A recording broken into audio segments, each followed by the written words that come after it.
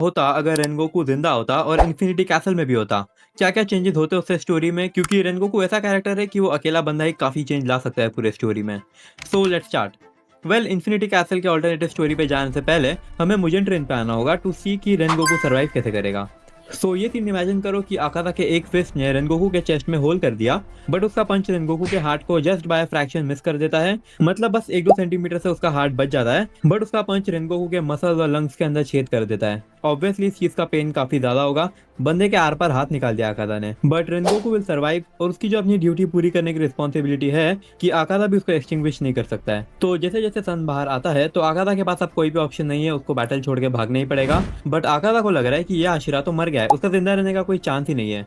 But हमें पता है कि रेनगोकू इज स्टिल अलाइव, वो एक टाइनी सी थ्रेड पे लटक रहा है, वो कॉन्शियस तक नहीं है। बट इस बार तांजीरो आकादा पे नहीं चिल्ला रहा होगा, बल्कि वो रेनगोकू पे चिल्ला रहा होगा फॉर होप, समथिंग लाइक कि डोंट गिव अप या फिर स्टे विद अस। और हम सबको पता है कि रेनगोकू अपने ब्रीदिंग टेक्निक से ब्लीडिंग को भी रोक सकता है, तो वो वही करता है और अपने सारे वुंड्स को बंद कर देता है और अब वो अपनी पूरी जान लगा देता है टू सर्वाइव। फिर तांजीरो और बाकी सब लोग उसको कैरी करके लेके जाएंगे अंटिल हेल्प अराइव। देन उसकी लॉन्ग रिकवरी चल रही होगी, बट हमें पता है कि रेनगोकू कैसा है, वो टाइम से पहले हीरो के ट्रेन करना स्टार्ट कर देगा। बट ऑब्वियसली वो एंटरटेनमेंट डिस्ट्रिक्ट और स्पोर्ट्समैन में ले जाकर पक्का मिस कर देगा ड्यूरिंग हिज रिकवरी। बट सबसे इंपॉर्टेंट पार्ट, सब खुश तो हो गई कि रेनगोकू ने अपर 3 के सामने इतनी अच्छी बैटल रखा और वो सर्वाइव भी कर गया। बट मोस्ट इंपॉर्टेंटली रेनगोकू अपर 3 आकादा के बारे में काफी डिटेल जान गया होगा, जैसे उसकी वीकनेस और उसकी फाइटिंग स्टाइल, ये सब के बारे में, और वो ये सब कुछ बाकी हाशिरात को भी बता सकता है, जिससे वो लोग और अच्छे से प्रिपरेशन कर ले। एंड दूसरा पॉइंट ये है कि आपको याद होगा कि रेनगोकू ने तांजीरो को सन ब्रीदिंग और हिरोकामी कागुरा के बारे में बताया था मरने से पहले, कि कैसे थोड़े से बुक्स में उसके बारे में लिखा है और उसके फादर को भी इसके बारे में पता है।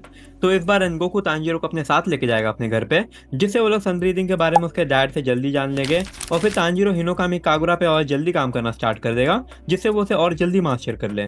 Well, coming back to the story, तो जैसे मैंने बोला कि एंटरटेनमेंट डिस्ट्रिक्ट आर्क और स्पोर्ट्समैन विलेज आर्क, यहाँ पे कोई भी चेंज नहीं होने वाले हैं। बट अब हाशिरा ट्रेनिंग आर्क में एक और हाशिरा होगा, विच इज रेनगोकू। तो तांजीरो रेनगोकू के साथ ज़्यादा टाइम ट्रेन करेगा, जिसमें वो मोस्टली उसकी स्ट्रेंथ और एंड्योरेंस की ट्रेनिंग करेगा, बट मोस्ट इंपॉर्टेंटली वो हिनोकामी कागुरा को और अच्छे से मास्टर करने के लिए हेल्प करेगा। एंड उनकी ट्रेनिंग में सबसे इंपॉर्टेंट चीज होगी दोनों के बीच का स्पारिंग सेशन। और रेनगोकू की इंजरीज की वजह से तांजीरो रेनगोकू को काफी अच्छी टक्कर देगा इन 1v1, और इस स्पारिंग सेशन से तांजीरो सन ब्रीदिंग के हर एक फॉर्म को काफी अच्छे से मास्टर कर लेगा और साथ ही वो सन ब्रीदिंग से अडेप्ट भी हो जाएगा। वेल, तांजीरो की ट्रेनिंग तो होती रहेगी, बट अभी हम लोग रेनगोकू की ट्रेनिंग पे फोकस करते हैं। तो सी, रेनगोकू पहला हाशिरा है जनरेशन का जो एक अपर मून को फेस किया है, और साथ ही वो अभी भी जिंदा वापस आ गया है। और हमें ये भी पता है कि रेनगोकू का बैटल आईक्यू काफी ज्यादा इंसेन है, तो आकादा की फाइट के बाद वो आकादा के स्ट्रेंथ और वीकनेस पे फोकस करके स्ट्रैटेजीज निकाल रहा होगा, जिससे वो आकादा और अपने बीच के स्ट्रेंथ गैप को और कम कर पाए। एंड एक साइड रेनगोकू अपनी फ्लेम ब्रीदिंग को और भी ज्यादा एनहांस कर रहा होगा, and on the other side उसने ये भी नोटिस किया होगा कि एक अकेला हाशिरा अपर मून को हराने के लिए काफी नहीं है।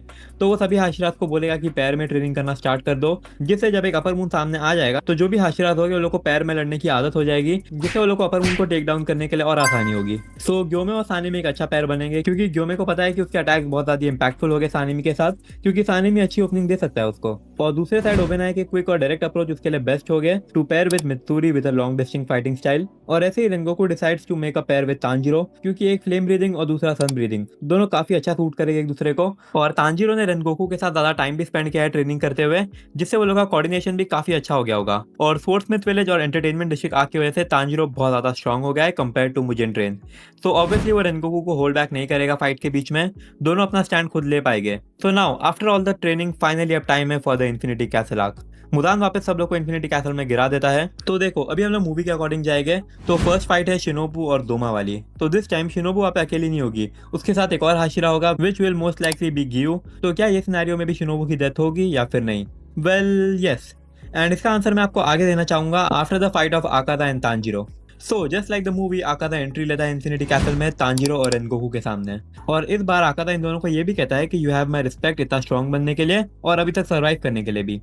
फिर आकादा रेनगोकू और तांजीरो को ये भी बोलता है कि इस बार सन नहीं होगा इन लोग को बचाने के लिए, बट ये लोग उसे इग्नोर करते हैं और अपनी ट्रेनिंग को रिकॉल करके दोनों ही अपने फाइटिंग स्टांस में आ जाते हैं। और अब फुल फोकस मोड ऑन हो गया है और आकादा पहला अटैक लॉन्च करता है to get the party started. But इस बार रेनगोकू आकादा के लेवल पे होल्ड करके रखा है, प्लस उसने मुजेन ट्रेन के कंपेयर में लेस डैमेज भी लिया है, और तांजीरो भी पीछे नहीं हटा है, वो भी अपने हिनोकामी कागुरा से आकादा पे अटैक करता रहता है।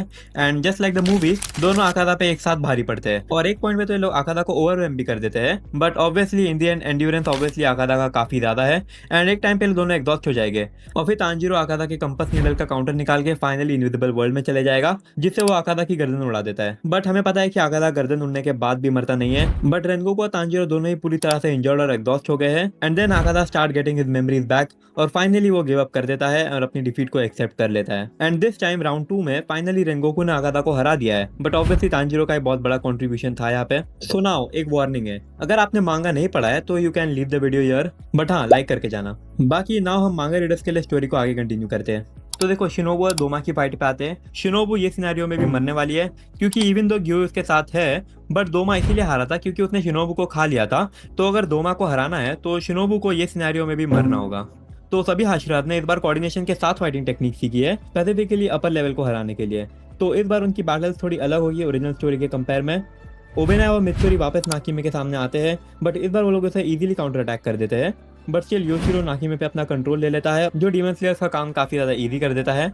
बट मेन चेंज यहाँ पे नहीं है, मेन चेंज है अपर 1 की फाइट में अगेंस्ट कोकुशिबो। तो इस बार मुइचिरो, ग्योमे और सानेमी ये तीनों तो साथ में हो गई, वो लोग कोकुशिबो के सामने आएंगे एंड ये लोग का प्लान ऑलरेडी था कि ये लोग पैर में ही रहेंगे, तो ये लोग साथ में ही हो गए from the start. But obviously ये तीनों अच्छा लड़ेंगे और कोकुशिबो को अच्छी टक्कर देंगे, but we know it's not enough. तो सून ग्यू भी आ जाएगा इनकी हेल्प करने के लिए आफ्टर द फाइट विद दोमा, और अब ये चारों मिलकर लड़ेंगे कोकुशिबो से। और हाँ गेन्या भी होगा ये बार कोकुशिबो की फाइट के सामने एंड गेन्या फिर से मारा जाएगा, बट बाकी सब सर्वाइव कर लेंगे। एंड आपने मांगा पड़ा है तो यू नो की फाइट कैसे जाती है और कोकुशिबो एंड में गिव अप कर देता है, इसीलिए वो मर जाता है। तो अब सारे हाशिरात मुदान पे चार्ज कर देते हैं, प्लस इस बार उनके पास रेनगोकू भी है और साथ ही सारे हाशिरात ओरिजिनल स्टोरी के कंपेयर में थोड़े कम एग्जॉस्टेड है यहाँ पे। तो again the same long fight वापस होती है between the Hashira and Muzan and again वापस बहुत सारे हाशिरात मारे जाते हैं ये फाइट में, बट फाइनली सनराइज हो जाता है और तांजीरो और रेनगोकू ही होंगे जो मुदान पे फाइनल ब्लो लैंड करेंगे।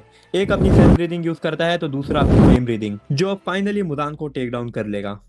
तो यस यहाँ पे हमारी ऑल्टरनेट स्टोरी होती है फिनिश। तो आपका क्या ओपिनियन है इसके बारे में? क्या आपको भी लगता है कि रेनगोकू के जिंदा होने पे बहुत ज़्यादा इम्पैक्ट पड़ता स्टोरी पे या फिर नहीं? आप सब अपना ओपिनियन कमेंट्स में दे देना। बाकी मैं मिलता हूँ next time, until then bye.